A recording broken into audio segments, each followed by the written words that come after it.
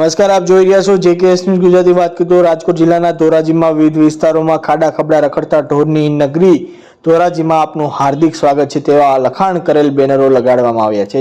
સમગ્ર વાત કરીએ તો ધોરાજી શહેર કોંગ્રેસ પ્રમુખ સમિતિ દ્વારા ધોરાજીના સરદાર ચોક અને શાહજી કોમ્પ્લેક્સ નજીક અને પ્રશાંત પેટ્રોલ પંપ નજીક આમ ત્રણેક વિસ્તારોમાં વિરોધ સાથે બેનરો લગાવવામાં આવે છે. ધોરાજીના વિવિધ વિસ્તારોમાં ખાડાઓ, બિસ્માર રસ્તાઓનું સામ્રાજ્ય ખડકાયેલ હોય, શહેરના વિવિધ વિસ્તારમાં રખડતા ઢોરોનો ત્રાસ હોય. ધોરાજી શહેર કોંગ્રેસ સમિતિ તેને લઈને અનેક વખત રજૂઆતો અને કાર્યક્રમો પણ કરેલા, પણ તંત્રની કોઈ પણ પ્રકારની અસર થતી નથી.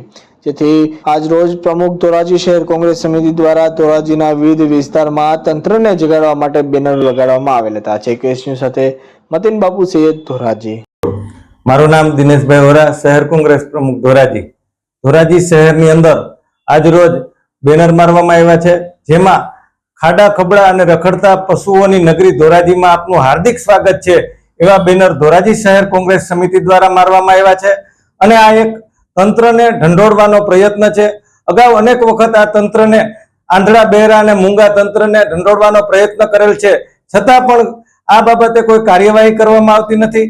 રખડતા પશુઓને પકડવામાં આવતા નથી અને જે રોડ રસ્તાઓ ખાડા ખબડા વાળા થઈ ગયા છે તેને સુધારવામાં આવતા નથી. અને હાલમાં જોઈએ તો જન્માષ્ટમીના તહેવારો આવી રહ્યા છે, ત્યારે લોકો બહાર નીકળતા હોય, નાના મોટા અકસ્માતોનો ભય રહે છે, છતાં પણ આ આંધળા તંત્ર, આંધળા બહેરા અને મૂંગા તંત્રને દેખાતું નથી. આ બેનર મારવાનું કારણ શું? લખાણમાં શું લખેલું છે? કારણ માત્ર એટલું જ છે કે આ તંત્રને ઢંઢોળવાનો અમારો પ્રયત્ન છે. ચૂંટાયેલા પ્રતિનિધિ ધારાસભ્યશ્રી અને સંસદ સભ્યશ્રી તંત્રને કહેતા નથી અથવા તો તંત્ર એનું સાંભળતું નથી તેવું અમને લાગી રહ્યું છે. અને બેનરની અંદર અમે ઉલ્લેખ કર્યો છે કે ખાડા ખબડા અને રખડતા પશુઓની નગરી ધોરાજીમાં આપનું હાર્દિક સ્વાગત છે.